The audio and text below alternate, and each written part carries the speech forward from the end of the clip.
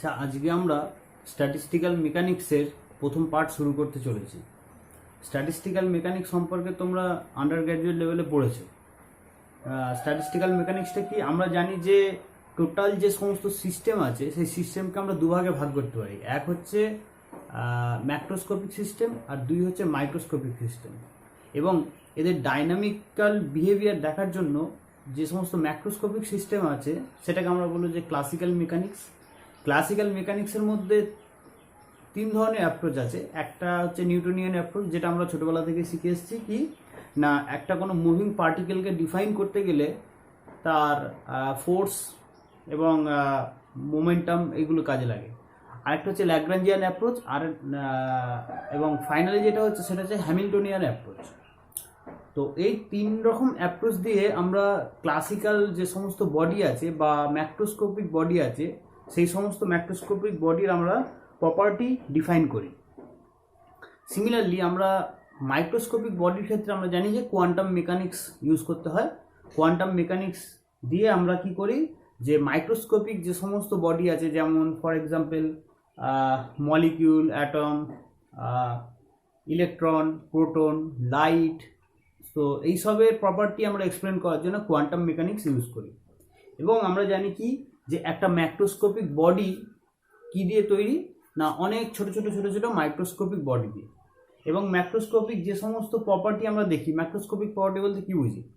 Pressure বুঝি, energy, Gibbs free energy, entropy ইত্যাদি। এবং মাইক্রোস্কোপিক যে সমস্ত প্রপার্টি আছে তাদের ওয়েভ ফাংশন, তাদের মোমেন্টাম, পজিশান ইত্যাদি। তো স্ট্যাটিস্টিক্যাল মেকানিক্স কি করে, যে ম্যাক্রোস্কোপিক যে সমস্ত প্রপার্টি আছে সেই ম্যাক্রোস্কোপিক প্রপার্টিগুলোর ডিফাইন করে in the microscopic point of view দিয়ে। তো সেই স্ট্যাটিস্টিক্যাল মেকানিক্স আমরা পড়বো, এবং আজকে তার হচ্ছে প্রথম ক্লাস। তো প্রথম ক্লাসে বেসিক্যালি তোমাদের কতগুলো ইন্ট্রোডাকশন দেবো, এবং সেই ইন্ট্রোডাকশনগুলো একটু ভালো করে বোঝার চেষ্টা করবে। তো ফার্স্ট অফ অল যেটা আমাদের জানতে হবে কি, যে সিস্টেম হচ্ছে দু রকমের হয়। একটা হচ্ছে কি মাইক্রোস্কোপিক, আর আরেকটাকে বলবো কি ম্যাক্রোস্কোপিক। তো মাইক্রোস্কোপিক সিস্টেম, এই যে মাইক্রোস্কোপিক সিস্টেম আছে এগুলো আমরা কি জানি, যে কোয়ান্টাম মেকানিক্স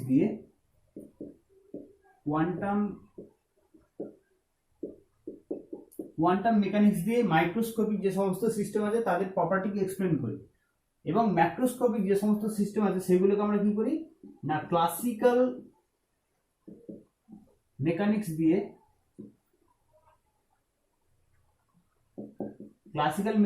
আমরা ডিল করি। এবং ক্লাসিক্যাল মেকানিক্সের মধ্যে তিন রকমের অ্যাপ্রোচ আছে। একটা কি নিউটনিয়ান অ্যাপ্রোচ,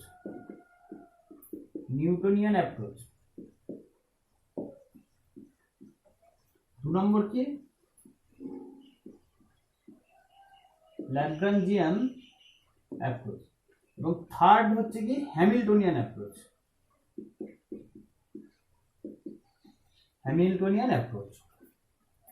এবং ম্যাক্রোস্কোপিক যে সমস্ত প্রপার্টি আছে এবং সেই সমস্ত প্রপার্টি, যেমন ফর এক্সাম্পল প্রপার্টিজ, ম্যাক্রোস্কোপিক যে সমস্ত প্রপার্টি আছে, ম্যাক্রোস্কোপিক প্রপার্টি কি pressure, volume, total energy, Gibbs free energy, Helmholtz enthalpy, Helmholtz energy, entropy etcetera. So এইগুলো আমরা কোথা থেকে পাই? এই সমস্ত কিছু ডেফিনেশন বা এই সমস্ত কিছু মেজারমেন্ট আমরা কোথা থেকে পাই না, থার্মোডাইনামিক্স থেকে। এই সমস্ত কিছু ডেফিনেশন আমরা কোথা থেকে পাই? থার্মোডাইনামিক্স থেকে। এবং কোয়ান্টাম মেকানিক্সে আমরা কি ইউজ করি না, শ্রোডিঞ্জার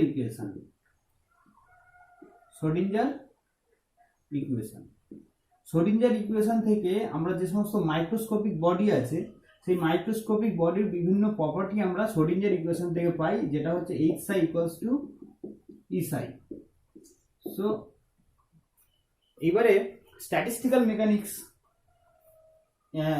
স্ট্যাটিস্টিক্যাল মেকানিক্স কি করে আসলো, যে দেখা যায় যে ম্যাক্রোস্কোপিক যে সমস্ত প্রপার্টি আছে সেই সমস্ত প্রপার্টির যদি অ্যাভারেজ করি, অ্যাভারেজ করলে আমি এই থার্মোডাইনামিক প্রপার্টি বা মাইক্রোস্কোপিক যে সমস্ত প্রপার্টি আছে তাদের যদি অ্যাভারেজ করি তাহলে কি পাওয়া যায়, যে ম্যাক্রোস্কোপিক যে সমস্ত প্রপার্টি তাদের ডেফিনেশন মেজারমেন্ট আমি পেয়ে যেতে পারি। সো স্ট্যাটিস্টিক্যাল মেকানিক্স সেই কাজটা করে কি, যে ম্যাক্রোস্কোপিক যে সমস্ত প্রপার্টি আছে সেইগুলোকে দেখা হয় মাইক্রোস্কোপিক পয়েন্ট অফ ভিউ দিয়ে।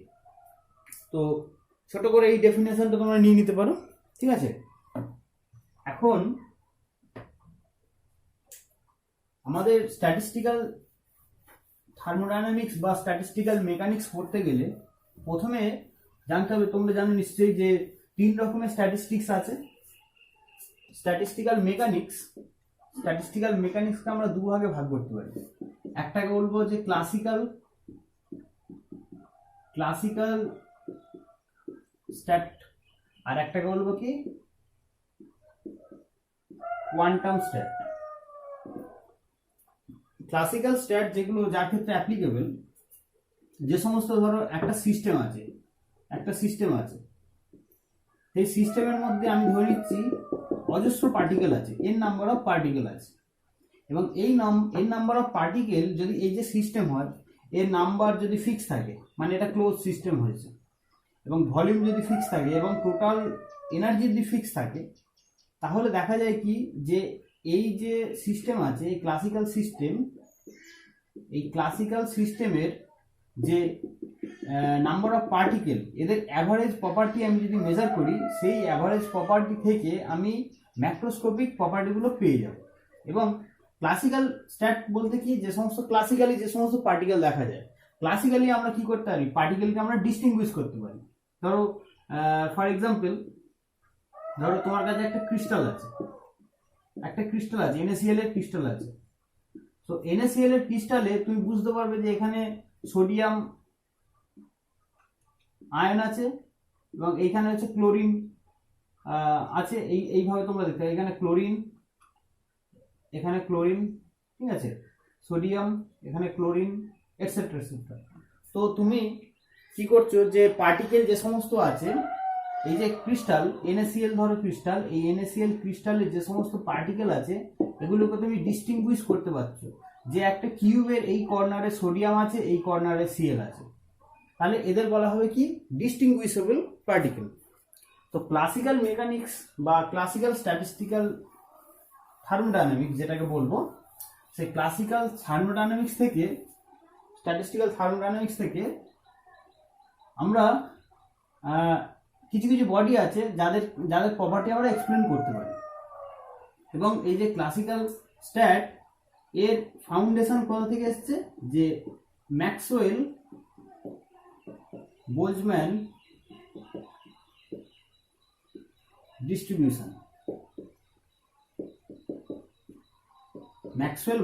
ডিস্ট্রিবিউশন থেকে এসছে।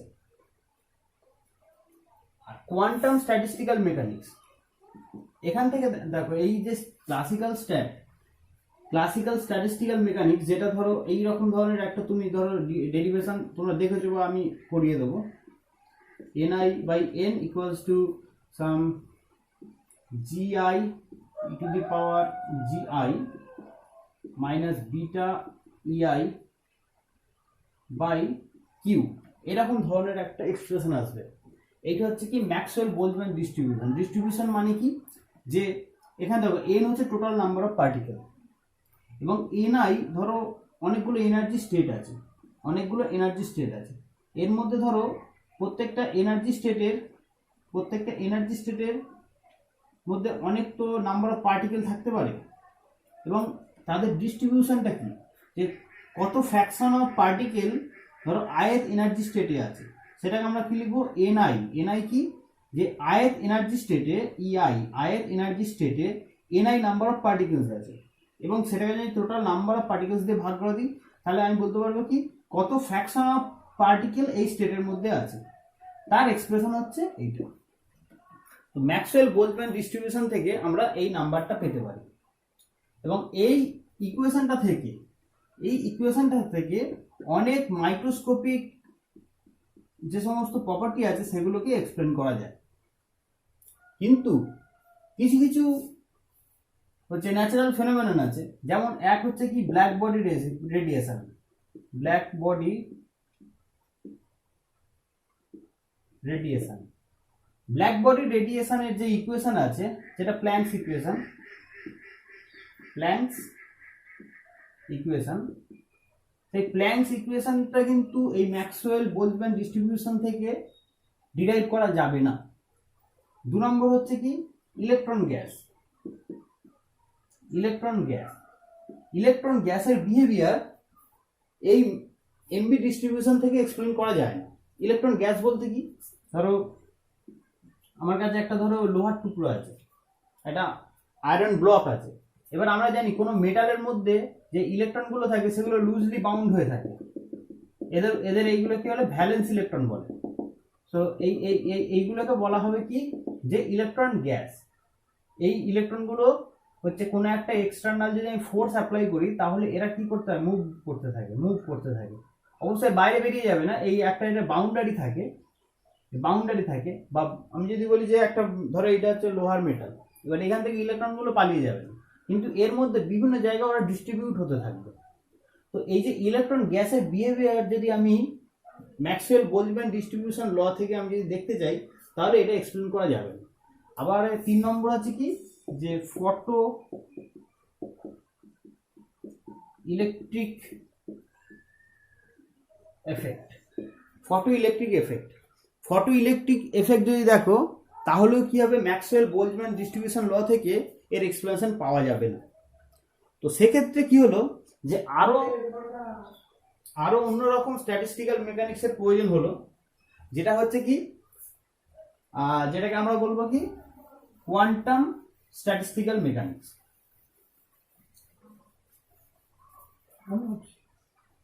কোয়ান্টাম স্ট্যাটিস্টিক্যাল মেকানিক্স, তো কোয়ান্টাম স্ট্যাটিস্টিক্যাল মেকানিক্স বলছে কি কোয়ান্টাম একটা কথা বলছি, ক্লাসিক্যাল যেটা আছে, ক্লাসিক্যালটা হচ্ছে আমাদের পার্টিকেলগুলোকে আমরা ধরবো কি ডিস্টিংগুইশেবল পার্টিকেল,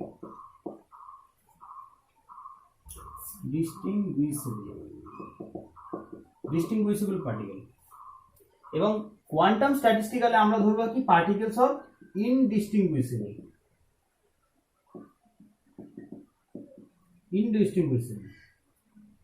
তো কোয়ান্টাম স্ট্যাটিস্টিক্যাল মেকানিক্স তাকে আবার ফার্দার 2 ভাগে ভাগ করা যায়।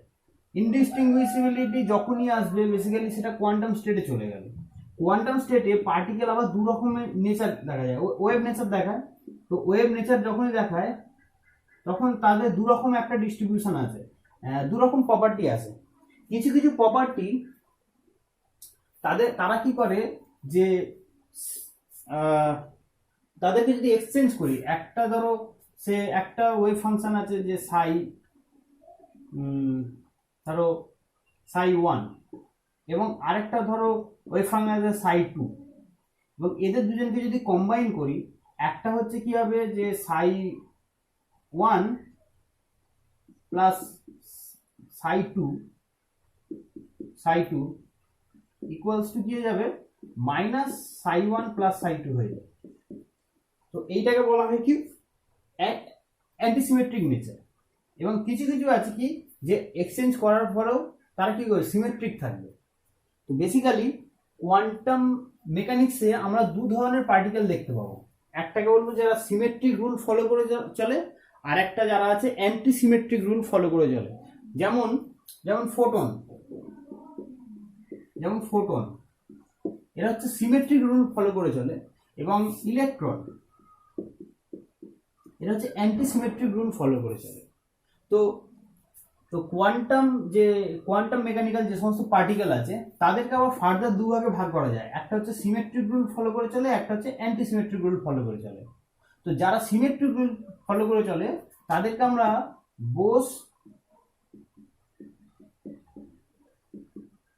বোস-আইনস্টাইন স্ট্যাটিস্টিক্যাল বা স্ট্যাটিস্টিক্স দিয়ে আমরা তাদেরকে ডেসক্রাইব করি। এবং যারা অ্যান্টিসিমেট্রিক রুল ফলো করে চলে তাদেরকে আমরা Fermi Dirac Fermi Dirac stat দিয়ে ডেসক্রাইব করি।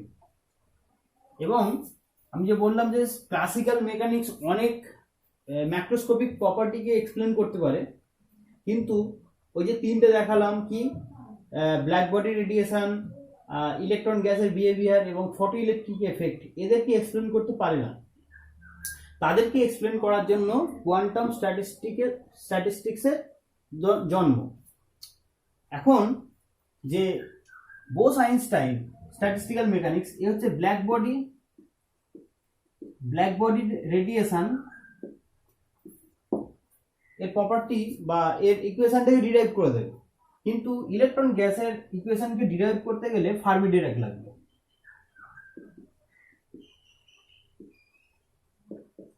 ফার্মি ডিরাক স্ট্যাট প্রয়োজন। তো এই হচ্ছে স্ট্যাটিস্টিক্যাল মেকানিক্সের টোটাল ওভারঅল ব্যাপার। এবার এখান থেকে আমরা বিভিন্ন প্রথমে এই স্ট্যাটিস্টিক্যাল যে সমস্ত প্রসিডিওরগুলো আছে, যেমন Maxwell Boltzmann distribution, Bose Einstein এবং ফার্মি ডিরাক, এদেরকে আমরা প্রথমে ডিরাইভ করব। ডিরাইভ করার পরে দেখব যে আরও কিছু প্রয়োজন হচ্ছে, ঠিক আছে। যেমন স্ট্যাটিক সিস্টেম থেকে আমরা যদি ডাইনামিক সিস্টেমে যাই, তাহলে কি হবে যে মলিকুলগুলো তো র্যান্ডমলি বা পার্টিকেলগুলো তো র্যান্ডমলি মুভ করছে, এবং তাদের ক্ষেত্রে যখন র্যান্ডমলি মুভ করবে তখন একটা টাইমের প্রয়োজন হয়, টাইমের। সো সেই টাইমের রেসপেক্টে দেখলে এদের সেই মেকানিক্স কি অ্যাপ্লাই করা যায় কি যায় না, সেগুলো আমরা দেখব। তো যাই হোক, তো তোমরা এখান থেকে যেটা কনক্লুড করতে পারো বা এতক্ষণ যেটুকু শিখলে, যে সিস্টেম দু রকমের হয়, একটা ম্যাক্রোস্কোপিক, মাইক্রোস্কোপিক। এবং স্ট্যাটিস্টিক্যাল মেকানিক্স কি করে, যে ম্যাক্রোস্কোপিক যে সমস্ত প্রপার্টি আছে তাদেরকে মাইক্রোস্কোপিক সিস্টেম দিয়ে ডিরাইভ করে। এবং স্ট্যাটিস্টিক্যাল মেকানিক্সকে আমরা দুভাগে ভাগ করতে পারি, একটা হচ্ছে ক্লাসিক্যাল, একটা হচ্ছে কোয়ান্টাম মেকানিক্যাল। ক্লাসিক্যাল যে সমস্ত স্ট্যাটিস্টিক্স আছে তারা Maxwell Boltzmann distribution law follow করে চলে। এবং কোয়ান্টাম মেকানিক্স আরো দু রকমের আছে, একটা হচ্ছে বোস আইনস্টাইন এবং ফার্মি ডিরাক, তো এই দুটো ফলো করে চলে।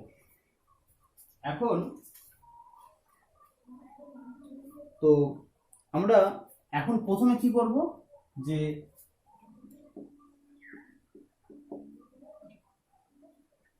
ক্লাসিক্যাল স্ট্যাটিস্টিক্যাল মেকানিক্স নিয়ে পড়ব।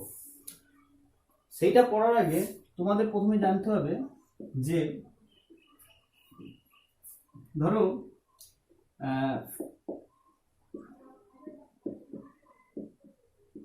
ফেজ স্পেস এর আইডিয়াটা জানতে হবে। ফেজ স্পেস কি? দেখো, ক্লাসিক্যাল স্ট্যাটিস্টিক্যাল মেকানিক্স, ক্লাসিক্যাল মানে কি, ক্লাসিক্যালি কোনো জিনিসকে ডিফাইন করতে গেলে তার মোটামুটি দুটো জিনিস দরকার, একটাকে বলবো মোমেন্টাম এবং আরেকটা হচ্ছে তার কোঅর্ডিনেট দরকার। ধরো একটা 3 ডাইমেনশনাল স্পেস, এটা জেড, এক্স এবং ওয়াই। এবং ধরে নাও একটা পার্টিকেল, সেটা কি হচ্ছে এই 3D স্পেসের মধ্যে আছে এবং টাইমের সঙ্গে সঙ্গে তার পজিশন চেঞ্জ হচ্ছে, কখনো এইখানে, কখনো এইখানে, কখনো এইখানে, এইভাবে চেঞ্জ হচ্ছে। তো বিভিন্ন টাইমে এর পজিশন ডেসক্রাইব করতে গেলে আমার কটা কোঅর্ডিনেট লাগে? 3টে, 1, 2, 3টে। এটাকে বলবো আমরা কি, যে পজিশন স্পেস। পজিশন স্পেস কি, যে কোনো একটা পার্টিকেল তার প্রপার্টিকে, কোনো একটা পার্টিকেলের প্রপার্টিকে পজিশনকে ডিফাইন করতে গেলে যে কটা কোঅর্ডিনেট লাগে সেটাকে হলো পজিশন স্পেস। যদি একটা পার্টিকেল হয় তাহলে তার পজিশন, বিভিন্ন টাইমে পজিশনকে ডিফাইন করতে গেলে আমার কটা স্পেস লাগছে? 3টে, এক্স, ওয়াই এবং জেড, 3টে কোঅর্ডিনেট লাগছে। এবং ওই জন্য এটাকে বলবো কি 3D স্পেস। সিমিলারলি টাইমের সঙ্গে কি হয়েছে, শুধু পজিশন দেখলে হবে না, যেহেতু এটা ডাইনামিক পার্টিকেল, একটা পার্টিকেল ধরো মুভ করছে, তো যখন পার্টিকেলটা মুভ করছে তার তো পজিশন টাইমের সঙ্গে চেঞ্জ হচ্ছে। এমনও হতে পারে তার মোমেন্টামও টাইমের সঙ্গে চেঞ্জ হচ্ছে, তার ভেলোসিটি পাল্টাচ্ছে, মাসের সঙ্গে ভেলোসিটি পাল্টালে মানে মোমেন্টাম চেঞ্জ হচ্ছে। তো এবার আমরা জানি কি মোমেন্টাম 3 রকমের হয়। তাহলে এবার এইটাকে যদি আমি দেখা যায়, ধরো এটা মোমেন্টাম, এটা ধরো এই যে ডায়াগ্রামটা আমি দিয়েছি, এই ডায়াগ্রামটা কি, যে পার্টিকেলের বিভিন্ন টাইমে তার পজিশনকে ডিফাইন করছে। এটাকে বলবো হচ্ছে স্পেস কোঅর্ডিনেট বা পজিশন কোঅর্ডিনেট বা পজিশন বলছে। এবং আমি যদি টাইমটা দেখতে চাই, যে বিভিন্ন টাইমে তার মোমেন্টামের যে সমস্ত কম্পোনেন্ট আছে, এক্স ওয়াই জেড কম্পোনেন্ট আছে, তাদের কেমন চেঞ্জ হচ্ছে, তাহলে আমাকে কি করতে হবে, মোমেন্টামের জন্য আমাকে এরকম একটা ডায়াগ্রাম তৈরি করতে হবে, এবং দেখা যাবে কি মোমেন্টামও তার চেঞ্জ হতে পারে। সো বেসিক্যালি তার একটা মোমেন্টাম স্পেসও লাগবে, এবং মোমেন্টাম স্পেস কটা হবে, px py এবং pz। তাহলে কটা হলো, 3 ডাইমেনশন, মানে 6টা, মানে এখানে মোট কটা ডাইমেনশন লাগলো, 6 ডাইমেনশন লাগলো, 6টা ডাইমেনশন। তাহলে তোমরা বুঝলে যে কোনো একটা পার্টিকেলের, ক্লাসিক্যালি কোনো একটা পার্টিকেলের আমি যদি প্রপারলি যদি তাকে ডিফাইন করতে যাই, তাহলে একটা পার্টিকেলের জন্য আমার মোট 6টা ডাইমেনশন লাগলো। তাহলে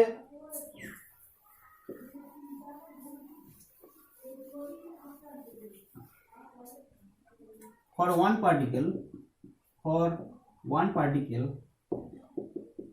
one particle we need 6 dimensional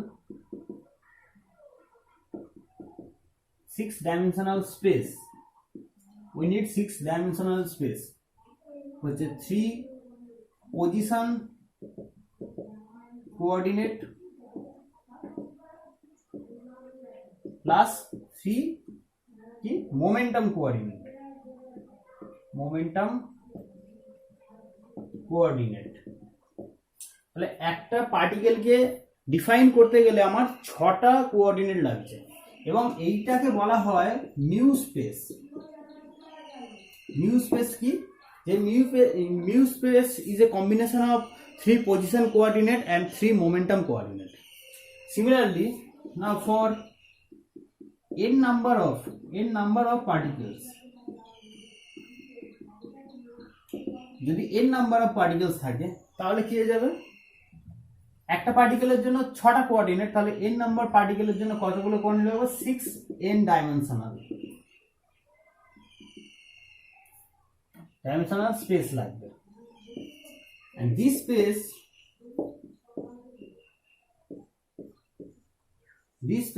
is known as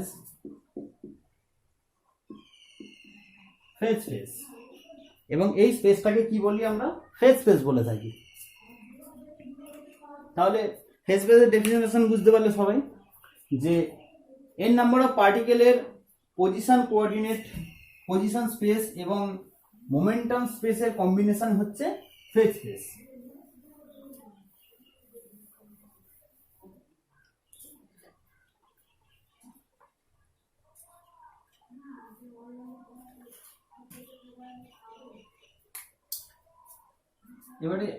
এবারে যেটা করব, যে ধরো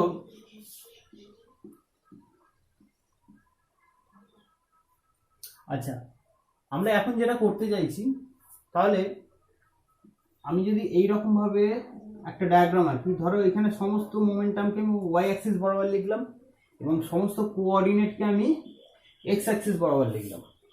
তাহলে এর আন্ডারে যে স্পেসটা পেলাম, this is called phase space. এটা দেখতে 2D, কিন্তু অ্যাকচুয়ালি এটা 6n ডাইমেনশনাল স্পেস। এবারে আমাকে দেখতে হবে যে কতটা ভলিউম অকুপাই করে আছে। তাহলে এবার আমরা কি করব, যে determination of the volume of A n dimensional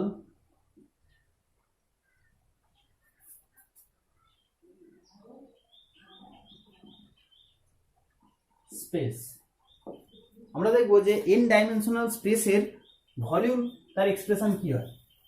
আচ্ছা, এইটা কেন নিচ্ছি আমি একটু বলে দিচ্ছি। হঠাৎ করে এটা কেন নিচ্ছি, ফেজ স্পেস কেন কথাটা আসলো। আমরা কি করছি, ক্লাসিক্যাল থার্মোডাইনামিক্স। ধরো ক্লাসিক্যাল থার্মোডাইনামিক্স মানে কি, যে আমার কাছে নাম্বার অফ পার্টিকেলস আছে, সেই পার্টিকেলগুলো কিভাবে ডিস্ট্রিবিউট হয়ে আছে, এবং সেই ডিস্ট্রিবিউশন থেকে আমি কি করব, একটা ডিস্ট্রিবিউশন ল তৈরি করব, এবং সেই ল দিয়ে আমি বিভিন্ন ম্যাক্রোস্কোপিক যে বডির যে সমস্ত প্রপার্টি আছে, প্রেসার, ভলিউম, এনার্জি, এন্ট্রপি, এদেরকে ডিরাইভ করব।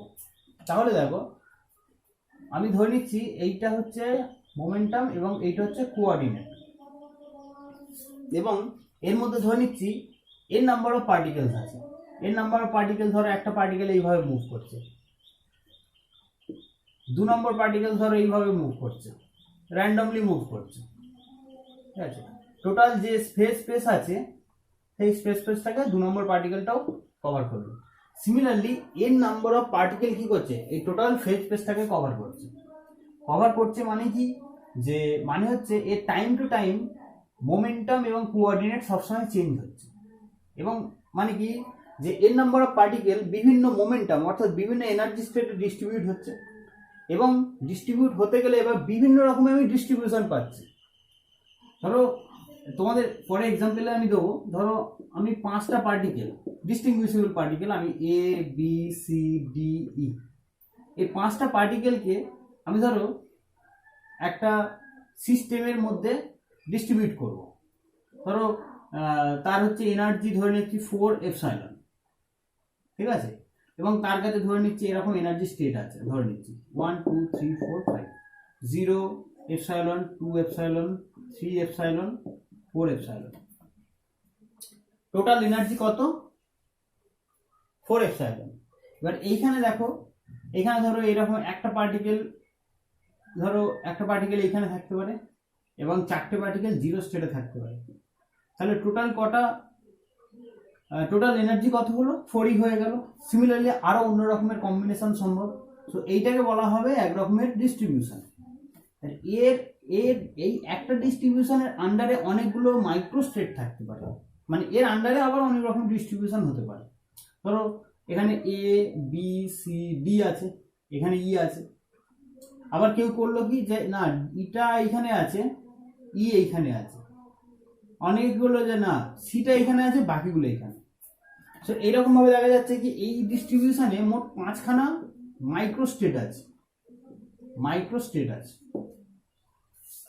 তো সিমিলারলি আরো অনেক রকমের ডিস্ট্রিবিউশন হতে পারে। সো সেই ডিস্ট্রিবিউশন হলে দেখা যাবে যে ডিস্ট্রিবিউশনের নাম্বার অফ মাইক্রো স্টেট সব থেকে বেশি, সেটাকে বলবো আমরা কি, মোস্ট প্রবাবল ডিস্ট্রিবিউশন। এবং মোস্ট প্রবাবল ডিস্ট্রিবিউশন যেটা হবে, তার করসপন্ডিং প্রপার্টিকেই আমরা ফিল করতে পারবো বা দেখতে পারবো। তো এই হচ্ছে কথা। তাহলে এই যে ডিস্ট্রিবিউট করতে গেলে আমায় কি করতে হচ্ছে, কতগুলো টোটাল যে স্পেসটা আছে, এটাকে আমি একটা সিস্টেমের একটা টোটাল স্পেস আমি ধরে নিচ্ছি ফর এক্সাম্পল। এই টোটাল স্পেসটাকে আমি কি করেছি, অনেকগুলো এনার্জি স্টেটে ডিভাইড করেছি। এখানে যেমন 1 2 3 4 5, 5টা এনার্জি স্টেটে ডিভাইড করেছি। তাহলে কি করতে হবে, আমায় কি করতে হবে, এই একটা ফেজ স্পেস, এই ফেজ স্পেসটা টোটাল ভলিউম জানতে হবে। টোটাল ভলিউম কত হতে হবে, সেই ভলিউমকে আমি কি করব, ফেজ স্পেসটাকে ছোট এতে সেলে ডিভাইড করে দেবো, ছোট সেলের মধ্যে ডিভাইড করে দেবো। এবং ডিভাইড করলে প্রত্যেকটা যে সেল আছে সেটাকে বলবো এক একটা সিস্টেম বা এক একটা ডিস্ট্রিবিউশন, এবং তার আন্ডারে আরো ছোট স্টেট হবে, যেটাকে আমি বলবো কি, মাইক্রো স্টেট। এবং ব্যাপারটা বুঝো, এই ফেজ স্পেস এর মধ্যে আমি এই ফেজ স্পেসটাকে অনেকগুলো ভাগে ভাগ করে দিলাম, ঠিক আছে। এবারে কি হবে, এর করসপন্ডিং কি হবে, অনেক ছোট স্টেট আছে, যেগুলোকে আমরা বলবো মাইক্রো স্টেট। এবার এই যে স্টেটগুলো, এই যে স্টেট বা এই যে সিস্টেমগুলো, এই সিস্টেমগুলোর মধ্যে ধরো এইটাতে মাইক্রো স্টেট হাই বা এইটাতে মাইক্রো স্টেট হাই আছে, যার মধ্যে নাম্বার অফ মাইক্রো স্টেট বেশি থাকবে তার করসপন্ডিং প্রপার্টি আমরা ফিল করতে পারবো বা দেখতে পারবো। তাহলে কি হচ্ছে, আমাকে প্রথমে করতে হবে এই যে টোটাল যে ফেজ স্পেস আছে, এই টোটাল ফেজ স্পেসের টোটাল ভলিউমটা আমাকে জানতে হবে। সেই ভলিউমটাকে আমি ছোট ছোট ছোট ছোট ছোট ছোট ভলিউমের মধ্যে ভাগ করে দেবো। তার জন্য আমাকে কি করতে হবে, যে determination of volume of A n dimensional space সেটা জানতে হবে, যার ম্যাথমেটিক্সটা আমাকে জানতে হবে। তো আশা করি বুঝতে পেরেছো সবাই যে কেন আমি এই ভলিউমটা জানতে চাইছি। দেখো তুমি মনে করো, আমি সিম্পলি বোঝানোর চেষ্টা করছি। ধরে নাও একটা 3D space x Y Z, এবং এর মধ্যে এবার দেখো স্পেস মানে যে সবসময় পজিশন হতে হবে তা না, স্পেস মানে মোমেন্টামও হতে পারে। এটা পজিশন স্পেসও হতে পারে এবং মোমেন্টাম স্পেসও হতে পারে। ধরে নাও এর মধ্যে একটা জায়গা নিয়ে নিলাম, একটা স্ফিয়ার নিয়ে নিলাম, আমাকে এই স্ফিয়ারের ভলিউম ক্যালকুলেশন করতে হবে। যেহেতু এটা 3D স্পেসে আছে, তাহলে এর ভলিউম আমার কি হবে, V3R। V3R বলতে কি বলেছি, যে এইটা তো 3D স্পেসে আছে, ওই জন্য 3 লিখলাম। V মানে ভলিউম, এবং এই যে স্ফিয়ারটা, এই স্ফিয়ারের রেডিয়াসটা R। তো তার ভলিউম আমরা কি জানি, যে 4/3 পাই আর কিউ। ঠিক আছে। সিমিলারলি আমি যদি 2D স্পেস নিই, 2D ধরো এটা ওয়াই অ্যাক্সিস, এটা এক্স অ্যাক্সিস, তাহলে এই একটা ভলিউম। অবশ্যই এটাকে আমরা ভলিউম বলি না, এটাকে আমরা কি বলি, সারফেস এরিয়া। 2D এটা হচ্ছে কি 2D, এটা 3D। যাই হোক, আমি এখানে জেনারেলাইজড ফর্মে যাচ্ছি। তাহলে এখানে কি লিখবো, V2R কি হবে, পাই আর স্কোয়ার। তো তুমি একটা জিনিস লক্ষ্য করে দেখো, ভলিউম যখন আমি মেজার করতে যাচ্ছি, যত ডাইমেনশন হয় রেডিয়াসের মাথায় সেই নাম্বারটা বসে। এখানে দেখো 3 ডাইমেনশন, রেডিয়াসের মাথায় 3। এখানে 2 ডাইমেনশন, রেডিয়াসের মাথায় 2। এবং তার সামনে কি থাকে, একটা কনস্ট্যান্ট ভ্যালু থাকে, যেটাকে আমরা ফর n ডাইমেনশন যদি হয় তাহলে কি হবে, ভি n ডাইমেনশন। সে 3 হতে পারে, 4 হতে পারে, 10 হতে পারে, 1000 হতে পারে, কোটি হতে পারে। যদি n ডাইমেনশনাল একটা স্পেস থাকে, সেই স্পেসের মধ্যে ধর একটা স্ফিয়ার আছে, তার রেডিয়াস r, এবং তার ভলিউম কি হবে, r⁴n হবে, কারণ n ডাইমেনশন বলে মাথায় পাওয়ার n, এবং সামনে একটা কি থাকবে, একটা কনস্ট্যান্ট থাকবে। তো আমরা এটা জেনেই গেছি, ধর 6 ডাইমেনশন যদি হয় তাহলে কি হবে, r⁶, এবং সামনের ভ্যালুটা কত হবে, সেইটা আমাদের প্রসেসটা দেখে নাও।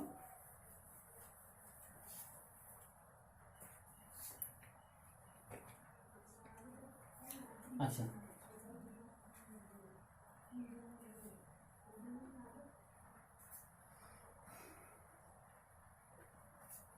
এইবারে ধরো এইখানে আমি একটা ছোট্ট ভলিউম এলিমেন্ট নিয়ে নিচ্ছি,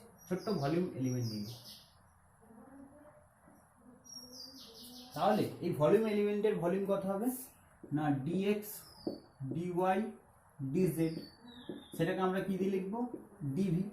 এটা জানা আছে, এটা আমাদের কাছে কি নোন। ঠিক আছে, এটা আমাদের কাছে কি নোন। এবং এটা যেহেতু স্ফিয়ার নিয়েছি, তাহলে আমি এইভাবে লিখতে পারি, sphere equation x² + y² + z² equals কি হয়ে যাবে, r²। এটাও কি আমাদের কাছে নোন। আরটা কি, আর হচ্ছে কি রেডিয়াস,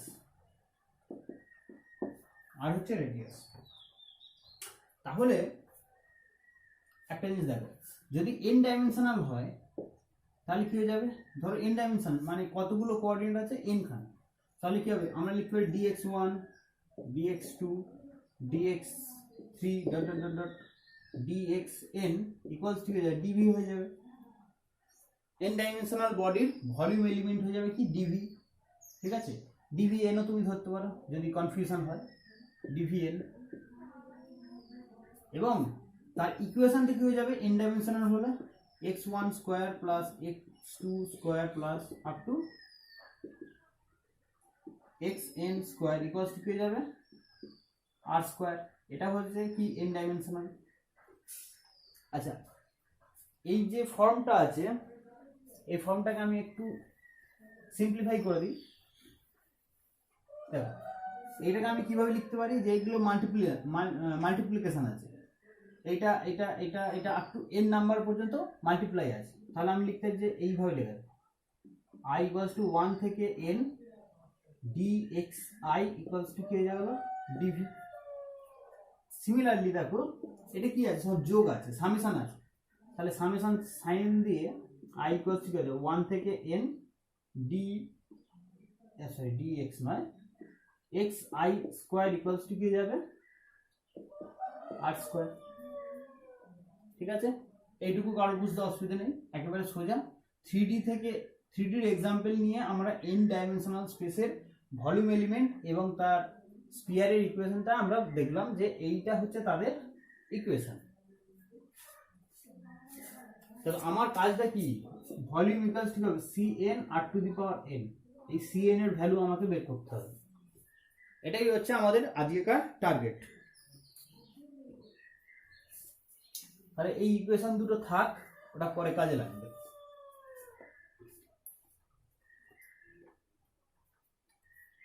আচ্ছা, তাহলে মোটামুটি ধরো for n dimensional space volume, সেটাকে VNR লিখছি, সেটা কি হবে CN r two the power n, এইটা হবে। দেখো আচ্ছা, এর যদি ভলিউম এলিমেন্ট নিই তাহলে কি হবে dv ইকুয়ালস টু কি হয়ে যাবে ভলিউম এলিমেন্ট, dvটা আবার কি ছিল, dv ছিল এইটা পাই xi dxi। ওকে, সো তার এক্সপ্রেশন কি হয়ে যাবে ncn r two the power n minus 1 into dr। দেখো এটাই হয়ে যায়। এখন আমার কাজ হচ্ছে এই ভ্যালুটা আমাকে ডিরাইভ করতে হবে, এই ভ্যালুটা আমাকে ডিরাইভ করতে হবে। ডিরাইভ করার জন্য তোমাকে একটা জিনিস জানতে হবে, আমি এটা মুছে দিলাম, ওপরটা মুছে দিলাম স্পেস বাড়ানোর জন্য।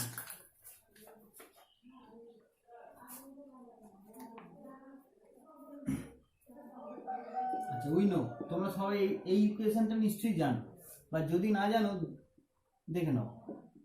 ধরো এইরকম e to the power minus alpha x square into dx, তার ভ্যালু হয়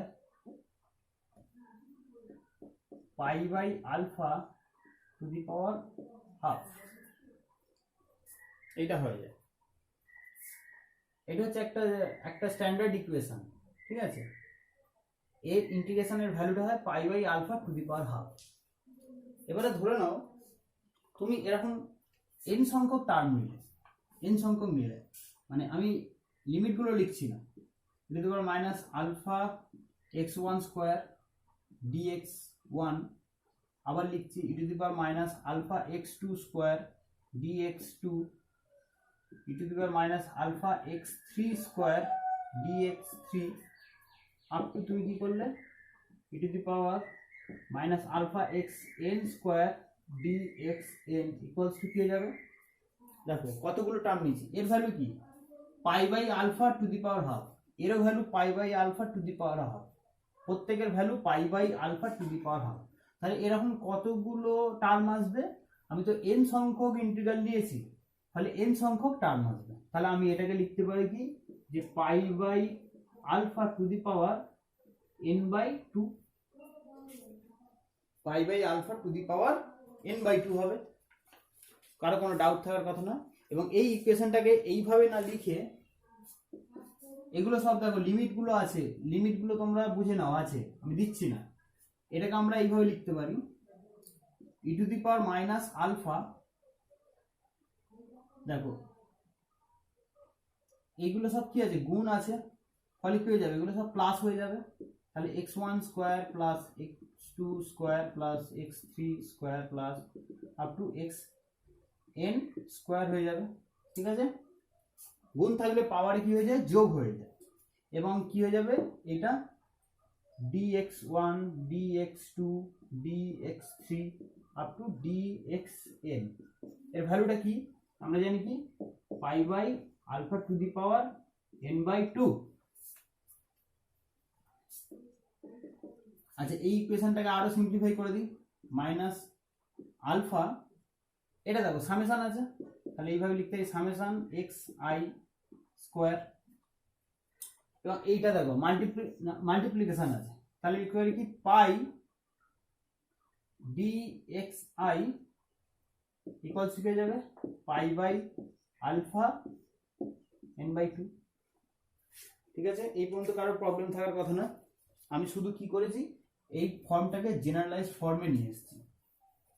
আচ্ছা এইবারে দেখো, প্রথমে যে ইকুয়েশনগুলো আমি লিখেছিলাম সেগুলো যদি তোমরা খাতায় লিখে থাকো দেখতে পাবে, যদি খাতায় লেখো তাহলে দেখতে পাবে যে এইটাকে আমি ধরে নিয়েছিলাম আর স্কোয়ার, এটা ছিল কি আর স্কোয়ার, এবং এইটা কি ছিল, এটা ছিল কি ডিভি ছিল, ভালো করে মনে করো এইটা ছিল ডিভি, এটা ছিল আর স্কোয়ার। তাহলে আমি এইটাকে এই আর স্কোয়ার এবং ডিভি টার্মে প্রেজেন্ট করছি, তাহলে integration e to the power minus alpha r square into d v equals to কি হয়ে যাবে pi by alpha to the power n by two. ঠিক আছে, আবার দেখেছিলাম কি ডিভি, তার ফর্ম ছিল এইরকম ছিল, দেখো কেউ যদি খাতায় লিখে থাকো নোট ডাউন করে থাকো তাহলে তোমরা বুঝতে পারবে, এখানে ছিল n c n r to the power n minus one into d r equals to কি ছিল, এইটা ছিল এই টার্মটা, এইটা ওকে, তোমরা একটু পিছনে গিয়েও দেখতে পারো যে এই টার্মটা সমান এইটা ছিল, তাহলে কি যা pi by alpha to the power n by two. দেখো এইবারে চলে আসলো এই ইকুয়েশনটা আমরা গামা ফাংশন দিয়ে সলভ করব, গামা ফাংশন দিয়ে সলভ করব। গামা ফাংশন দিয়ে সলভ করতে গেলে কি করতে হবে, এই রকম ধরনের একটা এক্সপ্রেশন আনতে হবে, e to the power minus alpha r square. আচ্ছা দেখো এন সি এন এত কনস্ট্যান্ট, তাহলে এইগুলো কি হচ্ছে লিমিটের বাইরে চলে আসলো, ইন্টিগ্রেশনের বাইরে চলে আসলো। আচ্ছা এবারে আর টু দি পাওয়ার এন এখানে লিখবো যে আলফা আর স্কোয়ার লিখে দেবো, কারণ এর মাথায় আলফা স্কোয়ার আছে বলে এখানেও আলফা আর স্কোয়ার লিখে দেবো। তাহলে কি হয়ে যাবে এখানে n minus two sorry n minus one by two. দেখো আলফার কথা বাদ দাও, এখানে r to the power n minus one আছে, তাহলে আমাকেও r to the power n minus one রাখতে হবে, যেহেতু এখানে স্কোয়ার নিচে এই জন্য এখানে 2 দিয়ে ভাগ করে দিয়েছে, ইন্টু এই ডি আর এর জায়গায় লিখবো ডি আলফা আর স্কোয়ার। তাহলে দেখো ডি আলফা আর স্কোয়ার তার ভ্যালু কি হয়ে যাবে 2 আলফা আর ইন্টু ডিআর। দেখো এখানে ছিল ডিআর, আর আমি যখন এই টার্মে রিপ্রেজেন্ট করব এই ডিআর এর সঙ্গে এক্সট্রা 2 আলফা আর চলে আসছে, তাহলে সেটা দিয়ে কি করে দেবো ডিভাইড করে দেবো 2 আলফা আর, এবং দেখো এখানে আলফার এক্সট্রা টার্ম চলে এসছে, সেই এক্সট্রা টার্মটাকে আমি কি লিখবো, ওটাকে দিয়ে ডিভাইড করে দেবো into 1 by alpha n by two, n by two minus half লিখে দিচ্ছি, ইকুয়ালস টু কি হবে, এটা ইকুয়ালস টু হয়ে যাবে pi by alpha to the power n by two. দেখো এটা স্ট্যান্ডার্ড গামা ফাংশন দিয়ে সলভ করার একটা টেকনিক, তো তোমরা বুঝতে পেরেছো আশা করছি।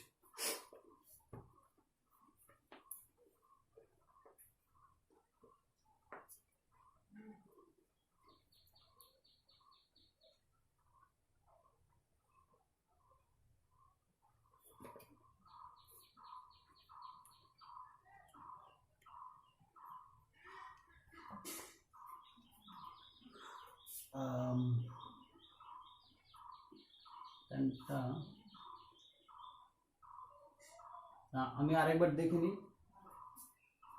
এটা ঠিক আছে, এইখানটা এন সি এন বাইরে চলে আসবো r to the power n minus one, ঠিক আছে, তাহলে alpha n minus one by two, হ্যাঁ একটু চলে আসবে এইখানটা,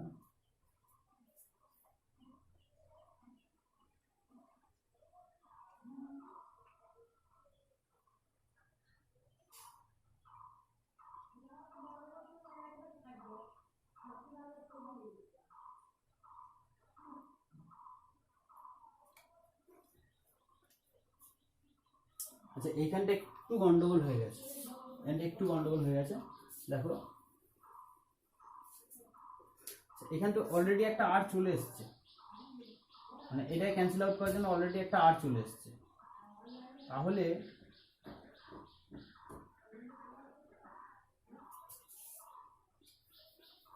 আচ্ছা আমি মুছে দিলাম, মুছে দিয়ে আমি আরেকবার লিখছি। দেখো এনসিএন এটা কনস্ট্যান্ট বাইরে চলে আসবে, e to the power minus alpha r square. আচ্ছা এখানে লিখবো কি না আলফা আর স্কোয়ার হলো, এবার ডি আর এর জায়গায় লিখবো কি ডি আলফা আর স্কোয়ার। এবার লিখতে গেলে এবার যে টার্মগুলো গুণ ভাগ করতে হবে সেগুলো করছি। দেখো এখানে 2 আলফা আর আসবে, তাহলে 2 আলফা আর দিয়ে ভাগ করে দিলাম, 2 আলফা আর, আর তাহলে এখানে শুধু আলফা আর হবে, আলফা আর হওয়ার কথা। তাহলে কি হয়ে যাবে এখানে n মাইনাস 2/2 হবে ইন্টু ডি আর ইকুয়াল হয়ে যাবে pi by alpha to the power n/2। দেখো এই পর্যন্ত বোঝা গেল, কারণ এখানে একটা অলরেডি আর চলে এসছে, একটা আর কে কমিয়ে দিয়েছে। তাহলে দেখো এইটা যদি আমি করি তাহলে কি হয়ে যাবে, এটা আমাদের আর মাইনাস 1 লাগবে, তাহলে এখানে কি হয়ে যাবে আর টু দি পাওয়ার n-2 হবে, বা এখানে নিচে আর আছে, তাহলে কি হবে আর টু দি পাওয়ার n-3 হয়ে যাচ্ছে।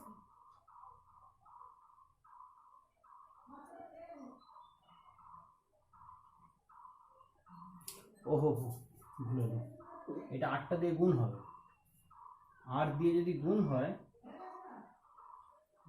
একটু গুলিয়ে যাচ্ছে, এখানে দেখো আর দিয়ে যদি গুণ হয় তাহলে এখানে একটা আর, তাহলে এখানে আর স্কোয়ার যদি দিই, হ্যাঁ ঠিক, তাহলে আর দিয়ে গুণ হবে, তাহলে নিচে হবে শুধু 2 আলফা। সো এইটুকু বোঝা গেছে, তোমরা একটু দেখবে, দেখলেই পেরে যাবে। তাহলে n c n e to the power minus alpha r square n/2 minus 1 into d alpha r square, এখানে ডি আর লিখলাম, প্লাস 2, এখানে কি হয়ে যাচ্ছে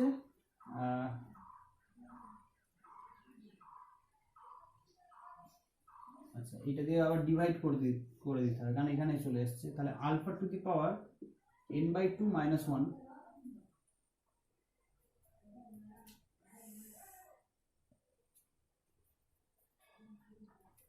n/2 minus 1, আর এখানে ছিল আলফা, তাহলে এখানে লিখবো কি 2 alpha into alpha to the power n/2 minus 1 into this সমান কি হচ্ছে pi by alpha to the power n/2। So এইখানে কি হচ্ছে NCN 2 alpha to the power n/2, আর এই যে ইকুয়েশনটা এইটাকে বলছে গামা ফাংশন বলা হয়। গামা ফাংশনটা কি, যে integration e to the power gamma function e to the power minus হচ্ছে x square into x to the power n-1 into dx function হয়ে যায় গামা এন, ঠিক আছে। সো এইটাকে আমি ধরে নিচ্ছি তোমার, এবার এইটা এই ইকুয়েশনটা দিয়ে যদি দেখতে যাই, এই দুটো ইকুয়েশন হচ্ছে সিমিলার ইকুয়েশন, তাহলে এইটা কি হয়ে যাবে, এটা হয়ে যাবে গামা n/2, গামা n/2 হয়ে যাবে ইকুয়ালস টু হয়ে যাবে pi by alpha to the power n/2। আচ্ছা দেখো এখানে একটা n/2 আছে, এবার এটা যদি গামার মধ্যে ইনক্লুড করে দিই তাহলে কি হয়ে যাবে cn alpha to the power n/2, এটা যাবে গামা n/2 প্লাস 1 সমান কি হয়ে যাবে pi to the power n/2, নিচে হবে alpha to the power n/2।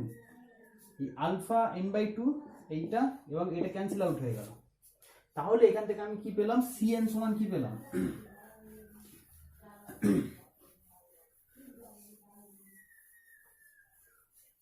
CN equals to কি হলো, সিএন ইকুয়ালস টু হলো যে pi to the power n by two divided by gamma n by two plus one. তাহলে এইটা ছিল আমাদের যে ভলিউম যখন ডিটারমাইন করি, আমি মনে করো যখন ভি ইকুয়ালস টু ছিল c n r to the power n, c n এর ভ্যালু হচ্ছে এইটা। এখন ধরো ইকুয়েশনটা ঠিক না ভুল, আমরা একটা এক্সাম্পল নিই, ঠিক আছে, যে use equation v equals to pi n by two by gamma n by two plus one r to the power n to derive the volume of a sphere in 3D space। 3D স্পেসে volume তুমি determine করো এবং এই ইকুয়েশনটা use করে। দেখো আমরা জানি কি 3D স্পেসে ভলিউম কি হয়, 4/3 পাই আর কিউ। তাহলে আমি যদি এই ইকুয়েশনটা ইউজ করে যদি ভলিউম বের করি তাহলে অবশ্যই এইটা আসবে। দেখা যাক কি হয়। দেখো এখানে n সমান সমান কি 3, কারণ 3D স্পেস, অতএব ভলিউম কি হয়ে যাবে pi to the power 3/2।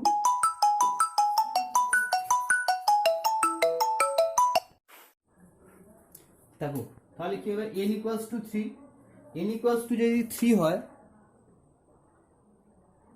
n equals to যদি 3 হয় তাহলে কি হবে, গামা কত হয়ে যাবে 3/2 plus 1 into r to the power 3। এখানে দেখো পাই 3/2 এর গামা 5/2, তার মানে হচ্ছে 3/2 1/2 এবং পাই টু দি পাওয়ার হাফ। ঠিক আছে, এইটা কিভাবে হচ্ছে দেখো, এই যে গামা 3/2 বা আমি লিখতে পারি যে গামা 5/2 আছে, তার মানে 1 কমে কমে যাবে। তাহলে 1 কমে গেলে কি হয়ে যাবে 3/2, 3/2 থেকে 1 কমে গেলে 1/2 এবং 1/2 মানে হচ্ছে 1/2 গামা মানে হচ্ছে pi to the power half into r cube. তাহলে কি হলো, এটা দেখো 4/3, এখানে দেখো একটা পাই পাই কেটে গেল, তাহলে কি হয়ে যাবে 4/3 পাই আর কিউ। তাহলে দেখো ইকুয়েশনটা ঠিক আছে। তাহলে আমরা যে n ডাইমেনশনাল স্পেসের ভলিউম পেলাম সেটা হচ্ছে জেনারেলাইজড ফর্ম, তার ফর্মুলাটা হচ্ছে এইটা, কোনটা না, c v n r equals to কি হয়ে যাবে pi to the power n by two gamma n by two plus one into r to the power n। এবারে নেক্সট ক্লাসে আমরা দেখব যে টোটাল যে ভলিউম, ফেজ স্পেসের যে টোটাল ভলিউম, ফেজ স্পেসের যে টোটাল ভলিউম, ফেজ স্পেসের যে টোটাল ভলিউম সেটা কি হচ্ছে, একটা হচ্ছে position space into momentum space. Position স্পেসটা তোমরা পেয়েই গেলে, যদি আর হয়, রেডিয়াস আর হয়, তাহলে তার ভলিউম কোনটা হয়ে যাবে, এটা হয়ে যাবে। এবং মোমেন্টাম স্পেসে আমরা দেখব মোমেন্টাম স্পেসে টোটাল কত ভলিউম হচ্ছে। এবারে আমরা কি করব, একটা ফেজ স্পেসের আমরা টোটাল ভলিউম পেয়ে গেলাম এবং সেই টোটাল ভলিউমটাকে আমরা ছোট ছোট ছোট ছোট ভাগে ডিভাইড করে দেবো। ঠিক আছে, এবং এক একটা সেল যে থাকবে, এক একটা সেল থাকবে, সেই সেল টোটাল ভলিউমকে যদি একটা সেলের ভলিউম দিয়ে ডিভাইড করে দিই তাহলে কি পেয়ে যাব, টোটাল নাম্বার অফ সেলস, যেটাকে বলবো আমরা টোটাল নাম্বার অফ স্টেটস পেয়ে যাব। ঠিক আছে, তো নেক্সট ক্লাসে আমরা দেখবো যে ফেজ স্পেস কি এবং সেখানে একটা ভালো বড় থিওরাম আমরা প্রুফ করব যেটাকে হলো লিওভিলস থিওরাম, এবং সেই থিওরাম থেকে দেখব যে টাইম ডিপেন্ডেন্ট সিস্টেমকে আমি টাইম ইন্ডিপেন্ডেন্ট সিস্টেমে আমি কিভাবে কনভার্ট করছি। এবং সেখান থেকে একটা নতুন ধরনের কনসেপ্ট আসবে যেটাকে বলবো আমরা এনসেম্বল থিওরি। এনসেম্বল থিওরি মানে কোন একটা টাইম ডিপেন্ডেন্ট টাইম অ্যাভারেজ না নিয়ে আমি যদি একটা বড় সিস্টেমের বিভিন্ন টাইম রেসপেক্টে কতগুলো যদি মেন্টাল স্ন্যাপশট নিই তাহলে তাদের যা অ্যাভারেজ, যেটাকে বলবো এনসেম্বল অ্যাভারেজ এবং টাইম অ্যাভারেজ দুটোই সমান। ঠিক আছে, তো আশা করি বুঝতে পেরেছো। এবং যদি না কেউ বুঝতে পারো আমাকে অবশ্যই হোয়াটসঅ্যাপ করে জানাবে, কারণ এটা হচ্ছে একটা বড় চ্যাপ্টার এবং যথেষ্ট কঠিন টপিক। সুতরাং এই টপিকটা পড়তে গেলে আমাকে ধীরে ধীরে স্টেপ বাই স্টেপ ধীরে ধীরে এগিয়ে যেতে হবে। তো এইভাবে এগোনোর চেষ্টা করো। আমি মোটামুটি অনেকগুলো ক্লাস করাবো, সেই ক্লাসের মধ্যে টোটাল সিলেবাসটাকে কভার করার চেষ্টা করব। ঠিক আছে, তো আজকে এই পর্যন্ত থাক। Thank you.